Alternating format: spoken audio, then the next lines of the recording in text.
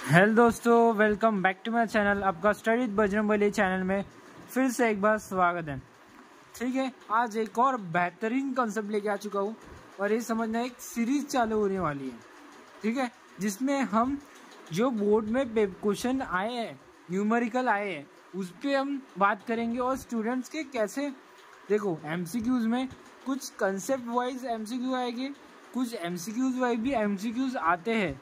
ठीक है, एमसीक्यूज आते हैं जिसमें आपको न्यूमेरिकल जैसा उसमें फॉर्मूला पुटअप करके आपको आंसर निकालना पड़ता। ठीक है, तो वो भी हम सॉल्व करेंगे। और मैं आज न्यूमेरिकल लेके आया हूँ, एक न्यूमेरिकल लेके आया हूँ। ये आपको कहाँ भी नहीं मिलेगा, बुक में देखो कुछ कहा, बस आपको बोर्ड के पेपर में दिखेगा, वो भी जुलाई के 2023 के। ठीक है, क्योंकि ये बोर्ड के पेपर में आया है, ऑसिलेशन का न्यूमेरिकल है चम। और ये हम अभी देखो, पहले हमने देखे बुक में से न्यूमेरिकल, तो बुक में के न्यूमेरिकल आपको आई होप आपको समझ आ चुके होंगे, पर आपको ओरिजिनल मतलब कैसे न्यूमेरिकल पूछे जाते हैं, घुमा के पूछे जाते हैं, वो आपको आने चाहिए। अगर आप ज़्यादा से ज़्यादा क्वेश्चन में से मतलब क्वेश्चन पेपर में से न्यूमेरिकल सॉल्व करोगे, उतनी ज़्यादा आपकी प्रैक्टिस ज़्यादा होगी। और फिजिक्स में न्यूमेरिकल को हल्के में मत लेना, हल्के में मत लेना। 2025 का बोल रहा हूँ, 2025 का पेपर निकला था फिजिक्स का। पिछले 5 साल के पेपर से कुछ भी क्वेश्चन आए नहीं है, कुछ भी क्वेश्चन आए नहीं है, बाहर से क्वेश्चन नहीं डाले हैं। स्टूडेंट को लगा कि बाहर से क्वेश्चन डाले हैं, ऐसे क्वेश्चन डाले जो कभी नहीं आए। ठीक है, ऐसे क्वेश्चन डाले कि कभी नहीं आए और 5 साल में से नहीं आए। ठीक है, 5 साल के पेपर में से नहीं आए, पर मुझे तो आपको समझाना है भाई, तो मुझे एक क्वेश्चन तो लेना पड़ेगा। तो देखो यार, क्वेश्चन तो इसी प्रकार के पूछेंगे न्यूमेरिकल में, पर देखो ऐसा भी हो सकता है 2026 में कि क्वेश्चन बुक में से ही आएंगे, ये तो कन्फर्म है। पर न्यूमेरिकल तो बाहर से आ सकते हैं, पर जो थ्योरी है वो बुक में से ही आएगी भाई। बुक अच्छे से पढ़ो और ऐसे क्वेश्चन आ सकते हैं जो कभी नहीं आए, जो यहाँ पे 2024 में बहुत सारे स्टूडेंट को धोखा दिया है फिजिक्स ने। क्योंकि देखो सीईटी वाले स्टूडेंट्स, जेई वाले स्टूडेंट्स क्या करते हैं, 2 महीने के पहले स्टेट बोर्ड को हाथ लगाते हैं। हाँ, स्टेट बोर्ड है, सीईटी है, उनको मजाक समझते हैं। भाई स्टेट बोर्ड का पेपर इतना गंदा निकला है, इतना जो स्टूडेंट 5 साल के क्वेश्चन भी से पूरा रट के आते हैं, उसमें से कुछ भी नहीं आया। पेपर देख रहे 2-3 मार्क्स मिल रहे हैं, कितने 2 या फिर 3 मार्क्स, 2 या फिर 3 मार्क्स समझो, मतलब वो ऑलमोस्ट फेल ही हो चुके हैं बस उसके प्रैक्टिकल के मार्क्स के कारण। ठीक है, तो आज स्टार्ट करते हैं। ठीक है, मैं कहाँ बोलने लग गया। ठीक है, स्टार्ट करते हैं, वो जो रियलिटी है वो बता रहा हूँ। ठीक है, ये कोई नहीं बताता। ठीक है, तो स्टार्ट करते हैं अपना न्यूमेरिकल। Calculate period. सबसे पहले आपको न्यूमेरिकल नहीं आता, समझना नहीं, सबसे पहले आपको फॉर्मूला पता होना चाहिए। फॉर्मूले लर्न कर लो अच्छे से, फॉर्मूले दे दूंगा मैं इस लेसन के, और कंसेप्ट समझ में आना चाहिए। फॉर्मूले ले लूँगा। सबसे पहले हम क्या लिखते हैं, ग्रीवन लिखते हैं।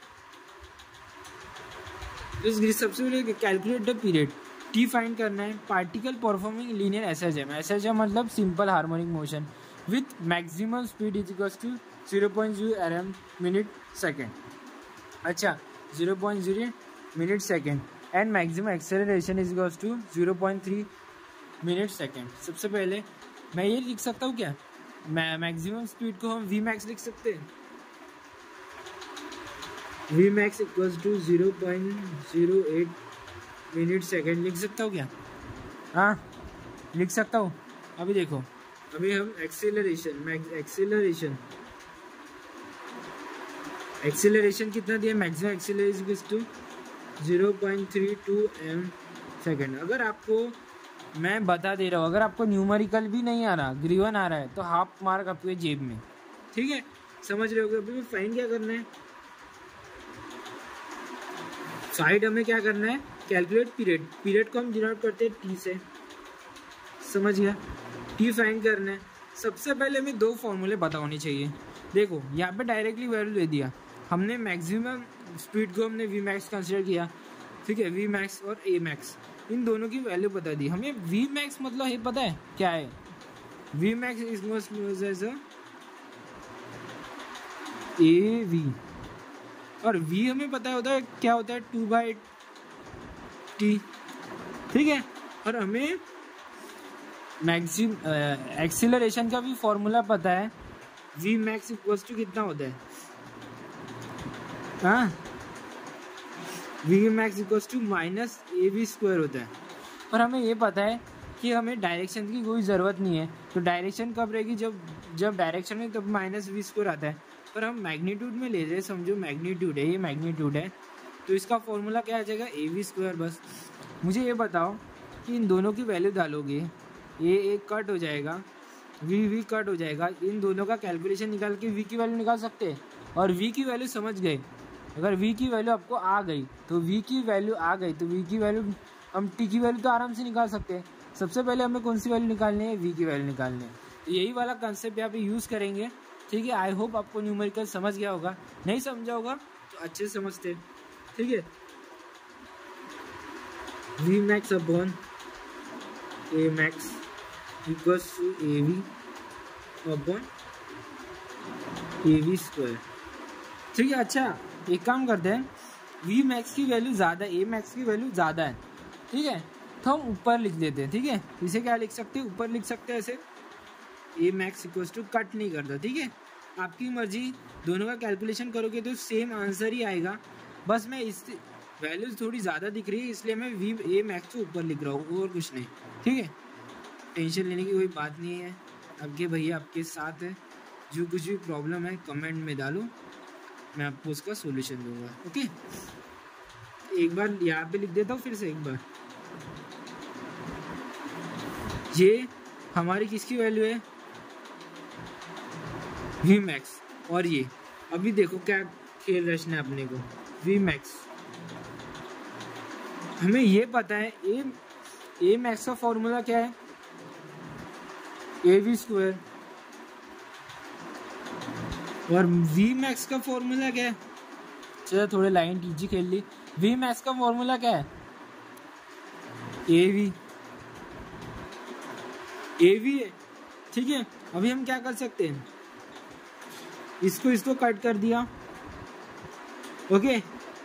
इसको कट करने के बाद इसको और इसको, एक ओमेगा कट हो गया तो कितना बचेगा, ओनली 1 ओमेगा। एम्पलीट्यूड कट हो गया, वो ओमेगा स्क्वायर था तो बचेगा सिर्फ ओमेगा, ठीक है। ए मैक्स की वैल्यू डाल देंगे,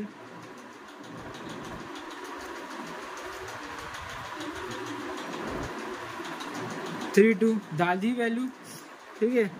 वैल्यू डालने के बाद सिंपल है, सॉल्व कर दो, सबसे पहले सॉल्व कर दो। ये देखो नेगेटिव इसमें, तो मैं क्या कर सकता हूँ, 2 डिजिट के बाद है तो मैं ऐसा लिख सकता हूँ 800, और यहाँ पे भी वैसा ही कर दो, 2 डिजिट के बाद क्या पॉइंट है तो यहाँ पे 300 लिख सकता हूँ।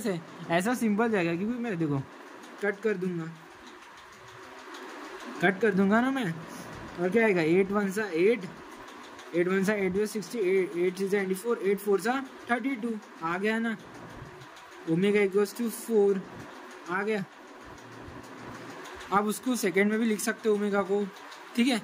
उतना देखेगा नहीं, बस आपको जो अभी पूछा है वही निकालना बहुत इम्पोर्टेंट है। हमें अभी देखो, अभी हमें जो पूछा क्या था हमें, ठीक है, क्या पूछा था हमें, टी पूछा था, फिर हमें ओमेगा का फॉर्मूले पता है, वी नो। नीचे लिख सकता हूँ क्या, देखो वीजे नहीं लिखता, यहाँ पे लिख देते वी नो, क्या नीचे लिख दूँ ये फॉर्मूला, ठीक है, ऐसा लिख देता है ये कैलकुलेशन के कारण, ठीक है। We know amplitude, sorry omega का वैल्यू हमें पता है 2 पाई टी होता है, फिर हम टी को यहाँ पे लिख सकते हैं, ये यहाँ पे ला लेंगे, बन गया। और क्या चाहिए, ठीक है, बहुत ज़्यादा नीचे हो जाएगा तो यहाँ पे करता हूँ, ठीक है। T equals to 2 pi V, एक बार लिख देते, ठीक है। T equals to omega 2 pi, जैसे पाई ओमेगा की वैल्यू नीचे लिखते, जैसे पाई ओमेगा की वैल्यू 3.14 होती है, तो 2 पाई भी कितनी होगी, 2 पाई की कितनी होगी, इसकी डबल, मतलब कितनी 6.28। ओमेगा की वैल्यू हमने निकाली 4, ठीक है, 4 निकाली, अभी फिर से वैसे ही कर सकते हुए, देखो यहाँ भी मुझे दिख रहा है, फिर से वैसा कर सकते हैं। या फिर क्या कर दो, ये 2 पॉइंट है, ठीक है, वैसे लिख दे दो। और क्या करना है, t इक्वल्स टू 6.28 वैसे का वैसे लिख दो, नीचे 2 0 लिख दो। ऐसा कर सकते हैं। देखो आपके पास 2 स्टेप है, इतना हमने निकाला। सबसे पहले आप यहाँ पे भी सॉल्यूशन निकाल सकते हो, यहाँ से भी सॉल्यूशन निकाल सकते हो। यहाँ से क्यों बोला मैंने कि पॉइंट में दिक्कत आती है, ठीक है।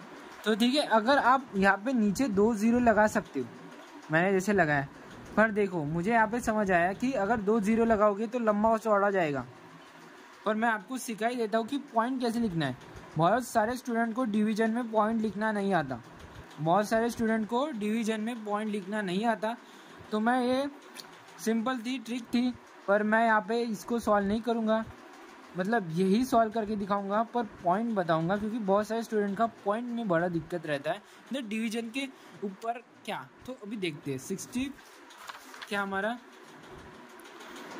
6.28 √4 ये था कैलकुलेशन, ठीक है। अभी क्या रहेगा, 4 1 सा 4, नीचे आएगा 2, और ये देखो ये पॉइंट है, 1 डिजिट के बाद है तो 1 डिजिट के बाद ही आएगा, इसीलिए तो मैं ऐसे कर रहा हूँ ना, नहीं तो डायरेक्ट वैसे कर देता, ठीक है। हमें पता है 4 5 से कितना आता है, 20 आता है, ये 2 आ गया, ये 8 बज गया, 4 6 24, 4 7 28, फाइनल वाली निकल गई 1.57, ठीक है, 1.57 ये हमारा फाइनल आंसर है, 1.57। आपके भैया के पास ज़्यादा कुछ है नहीं या फिर ठीक है, इसीलिए आपको सीधा एक पेज पे उतरना पड़ता है और आपको सॉल्व कराना पड़ता है, इसीलिए थोड़ा सा समझ लेना भाई। 1.57 इसकी वैल्यू है, ठीक है। अब सेकंड में लिख सकते हो उसे, ठीक है, ठीक है। आई होप आपको सॉल्यूशन समझ आ गया होगा, ठीक है, आई होप। और मैंने ये क्यों नहीं किया, क्योंकि बहुत सारे स्टूडेंट को डिवीजन में पॉइंट में दिक्कत आता है, इसलिए मैंने वो नहीं किया। आई होप आपको कैलकुलेशन समझ आ गया होगा। वीडियो अच्छी लगी वीडियो को लाइक कर देना यार, बहुत सपोर्ट करो कि मैं और जगह आपके लिए और अच्छे कर सकूँ, नीट और जेईई की भी कर सकें। तो प्लीज़ दिल से लाइक करो और सब्सक्राइब करो चैनल को। मिलते हैं नेक्स्ट वीडियो में, बाय।